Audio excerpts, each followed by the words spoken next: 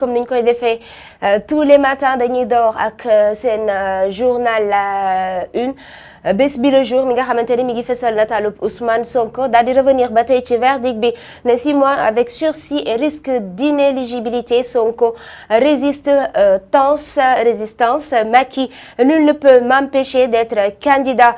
Nous avons les moyens de rendre ce pays ingouvernable. La sortie de Barth est une diversion. Yewwi annonce une manif le 19 mai. Toujours à la une de ce quotidien yéenekaay bi xëy di ñu xamal ni Ousmane Sonko génn na démb waaye la mu xamle bokk na ci ni kenn ku dul yàlla suñu borom mënu ko tere mu bokk ci élection yi nga xamante ni moom la ñu dëgmal ba tey la mu cee rax bokk na ci ni ñoom am nañu ay moyens am nañu force boo xamante ni mën nañu rendre ce pays ingouvernable mu ngoog ba tey ay kaddu ko Ousmane Sonko la ñuy waxtaanee bu ñu co jógee ñu dem ci enquête quotidien mi fësal ba tey Barthélémy Diaz ak Ousmane Sonko.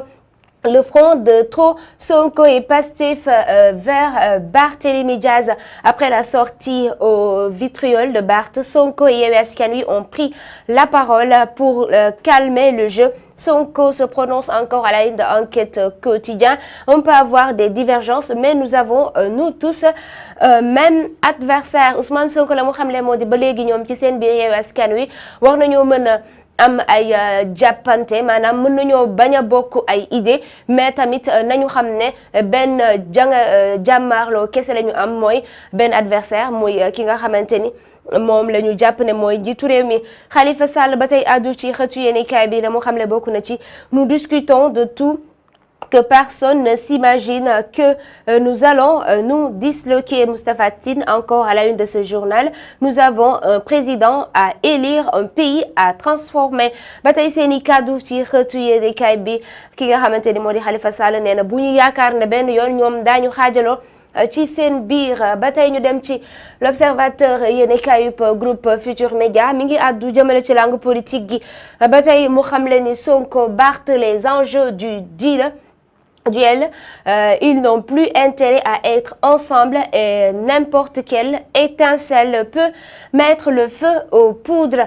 L'ombre de Khalifa Sall au centre du problème Yewwi, le combat et les déchirures, une marche nationale contre Macky le 19 mai. Sonko porte la réplique bas Barth sans le nommer, snop le soutien de Yewwi et remobilise ses troupes. Yéenekaay Futur Média bi la mu xamle moo di diggante Barthélémy Diaz ak Ousmane Sonko mu mel ni tegante xel daal la ñu ca daal di nemmeeku waaye ku ci nekk rek nañu xam ne ensemble ñoom ku ci nekk mën nga yor brin almet bi nga xamante ni moo mën a taal waaye tamit moo mën a fay ba léegi ñoom ñaar seen dara leeragul ku ci nekk rek da ngay raay si kaw nangu woo tudd tur mu ngoog. Yewwi Askan Wi ba tey la ñu xamle ni yéenekaay bi di ñu fàttali ni ba léegi mën na tas à tout moment nañu jàpp ne loolee du seen avantage. Une marche nationale contre Macky le 19 mai fukki fan ak juróom-ñeent ci weer wi ñu nekk Yewwi Askan Wi fas yéene na amal ab marche ngir xeex wala sax ngir jàmbaarloo ak nguur président Macky Sall. Sonko ma ngay tontu Barthélémy Diaz waaye jaarul ci turam. tey yéenekaay bi daal di àddu jëmale ci affrontement yi am ca Ngor yéenekaay bi ne affrontement entre population et gendarme. Ngor, les 2 morts et les grandes décisions issues de l'audience au palais. Le terrain, objet du litige partagé entre Ngor et la gendarmerie. Le TF du stade de Ngor livré à la mairie. Construction d'un lycée par l'État et les emplois pour les jeunes.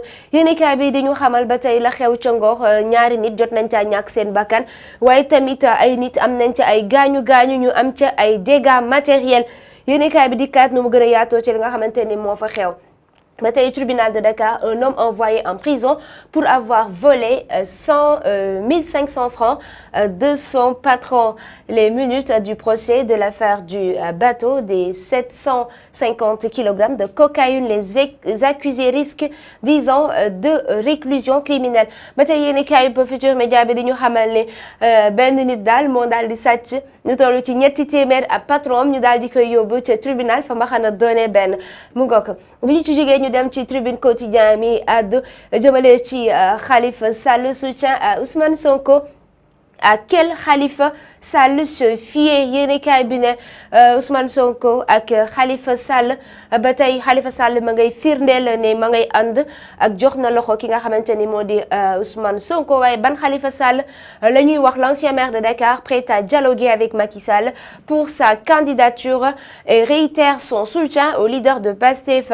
Tribune Quotidien ne kan mooy Khalifa Sall ak ban Khalifa Sall la ñuy waxtaane bu fekkente ni Khalifa Sall pare na ngir ànd ak président Macky Sall ci ab dialogue ba ñuy sàkku te terewul ma ngay tàllal loxo Ousmane Sonko ne pare na ngir jàppale ko ba tey espoir d'amnistie et si Macky driblé Karim et Khalifa les cas risquent de le sort d'Idi Macky sera-t-il la branche sur laquelle il est assis yéenekaay bi xam ne président Macky Sall ku mën politique la bu fekkee nag dafa nar a wax rek naxee mbay ñaari cas yi maanaam Khalifa Sall ak Karim Meïssa Wade ba tey bu ñu fa jógee ñu dem ci source mi addu jëmale ci ki nga xamante ni moo di ba tey langue politique gi crise au sein de Yewwi Askan Wi sortie de Barth au sujet du dialogue le chapin plutôt de Yewwi Askan Wi Aïda toute griffe dehors je me demande si Ousmane Sonko n'est pas un magicien.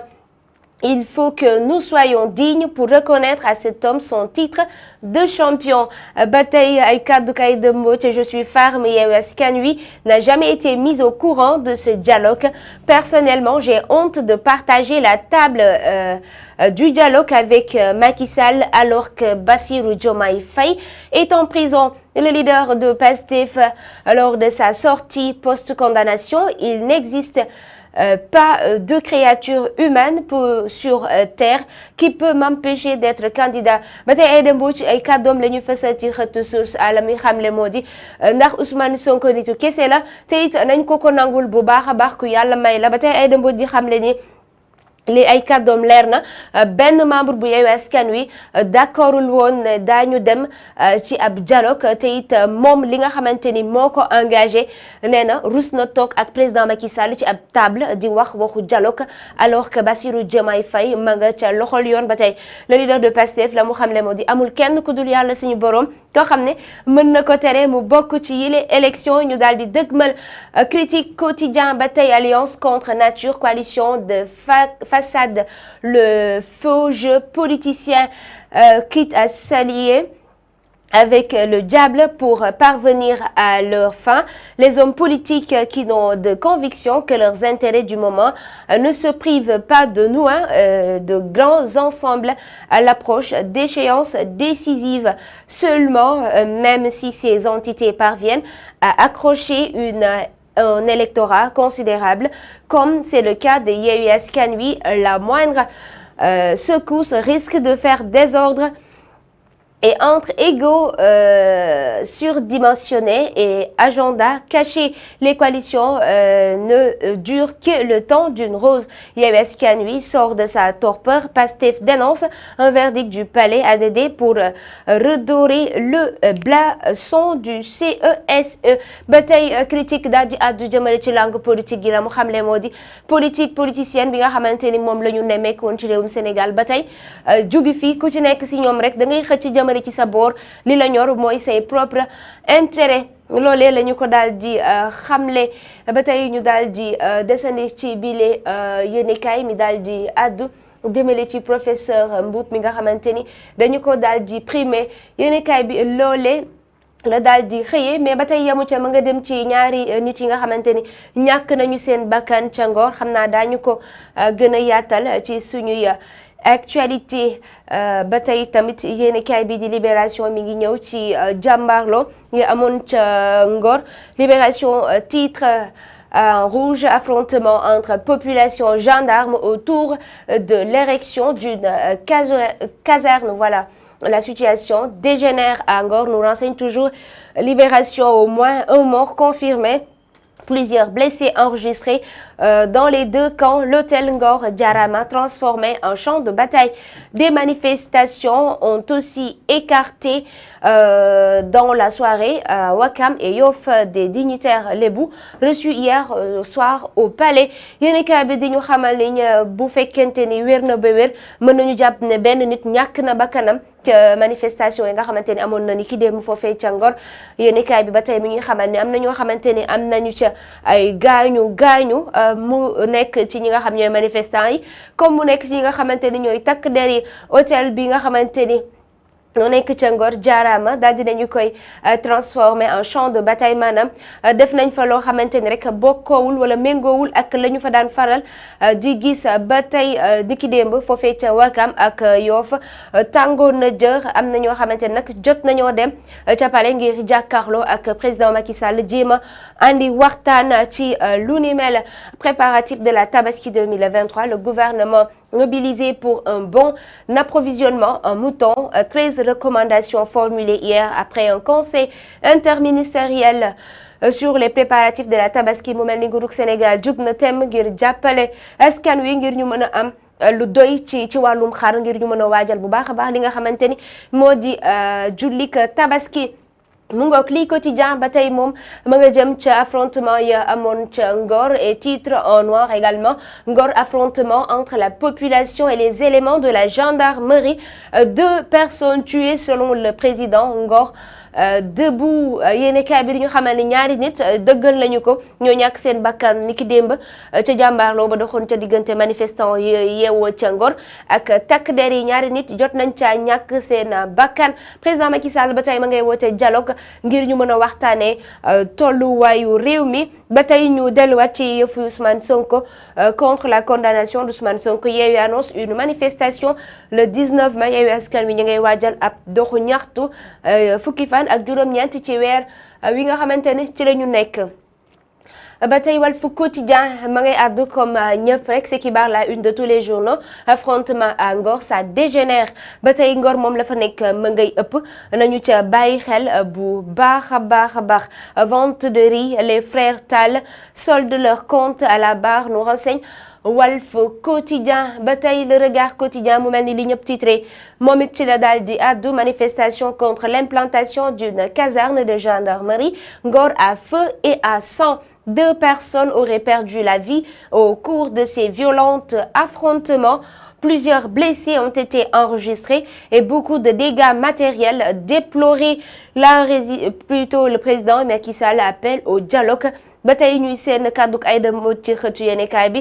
CESE Abdoulaye Daouda Diallo officiellement installé. yéenekaay bi du ñu xamal ni ki nga xamante ni moom wutu Idrissa Seck ca bopp CESE daal di nañu koy installé ni ki démb. loolee la yéenekaay bi daal di xëy xamle. ba tey mu daal di ñëw ci kaddu yi nga xamante ni moom la Ousmane Sonko yëkkatiwaat. Sonko sermonne ses militants et appelle à la résistance. Ousmane Sonko ne jot na tey la ñu gën a mën a war a takku tey la ñu gën a war a mën a booloo ngir mën a résister ak régime bi nga xamante ni moo di bu président Macky Sall. mbokk yi mu mel ni lii moo gënoon a fees tey ci xëtu yéenekaay yi. Dans un instant daañu leen présenter li nga xamante ni moo di discours bu Ousmane Sonko te ñu amaloon ko ni ki dem te it daañu ko commenter bu ñu ca noppee daañu ubbi antenne bi auditeur ak auditrice plutôt ak suñu internet yi ñu mën a participer en direct sur SeneNews TV.